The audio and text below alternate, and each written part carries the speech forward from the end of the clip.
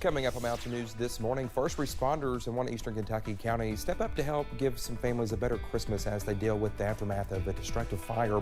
And if you haven't gotten your car ready for winter weather just yet, now might be the perfect time to do so.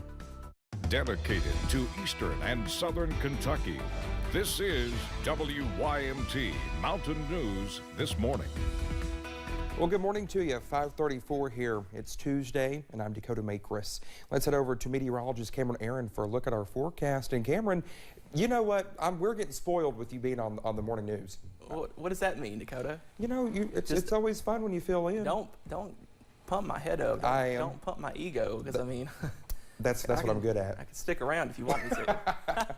But no, this morning it is rainy in some places. It's warmer as well. This time yesterday, we were talking about upper 20s, lower 30s, but this morning, a lot of people waking up in the 50s out there already. Here's a live look over in Rowan County at I-64 in Moorhead. Current temperature 48 degrees, a little bit cooler at this location, but check this out. Many people in the middle to lower 50s, 54 for Somerset and Monticello, 54 also in Hazard, 52 for London, and 51 for Jackson and Pikeville. So temperatures not too bad as you step out the door, but we are tracking some showers this morning, especially along our southern and western counties. Places like Dorton and Jenkins and Whitesburg, places like Norton as well in Virginia, stretching over to Williamsburg and London and Corbin, Somerset, Monticello, also looking at some showers this morning.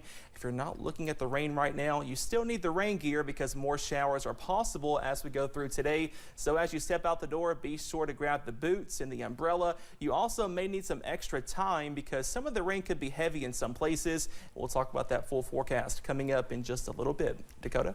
All right, Cameron, thank you. Several eastern Kentucky families lost their home, 2 cars, and Christmas presents in a weekend fire. The fire broke out on Buck Creek Road in Magoffin County, and now first responders have stepped up for the survivors. Our Phil Pendleton has more on how rescue squad workers are helping bring back holiday cheer. People woke up to their camper on fire Saturday night. They got out, but concerns then turned to their pets and a nearby home. My dog ran back in there, and I had to run back in after her. Grabbed her and got her out.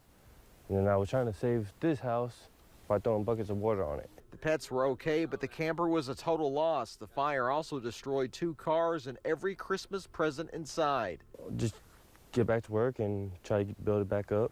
The Magoffin County Rescue Squad members want to help with that. We're asking people to drop off toys and clothes for the 9 children impacted by the fire. Just seeing the loss that they had, you know, it really hurts.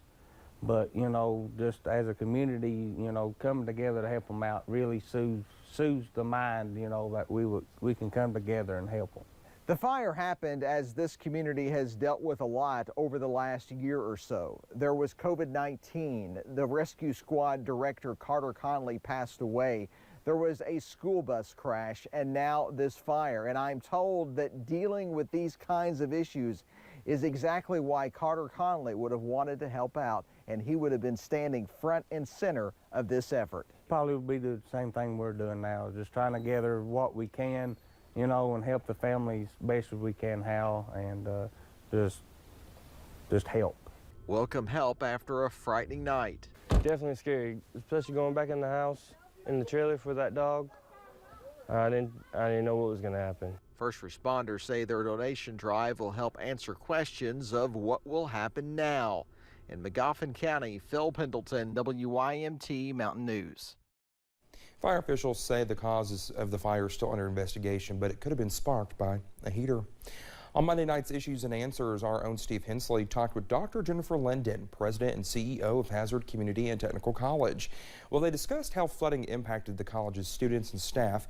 She says 50 employees were affected by flooding. Some of their students were living in tents, but now have moved into travel trailers. The college also handed out $500 checks to students through the HCTC Flood Relief Fund. Out of the 172 that we were able to help, I think 51 of those students completely lost their homes, 22 lost vehicles, and the rest had significant damage. So we had the students complete an application for flood relief, and we had a committee that reviewed that. Dr. Linden says one of the challenges the college faced was how it would educate after the flood, saying students could not get online for classes because the internet was out or they did not have a home. And you can watch that episode of Issues and Answers over on WYMT.com. Well, the winter months are here and cooler temperatures will be with us for a while, which means it is time to make sure you have your car ready for the winter season. Well, the Parts and Service Director at Tim Short Chevrolet recommends keeping an emergency kit in your vehicle and checking your antifreeze levels, battery, and some other things. Make sure your tire pressures are up to par. If your tires are probably 3/4 of the way worn, I would go ahead and replace them before the winter months. Make sure all your lights are working, so people can see that you're out there on the road. Auto experts say it is important to wash your car often to keep the salt off of your car after it snows, and the salt could damage parts under your car as well as the paint.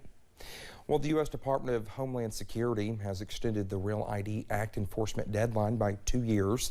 The new enforcement date is now May 7th, 2025. It was originally May 3rd, 2023.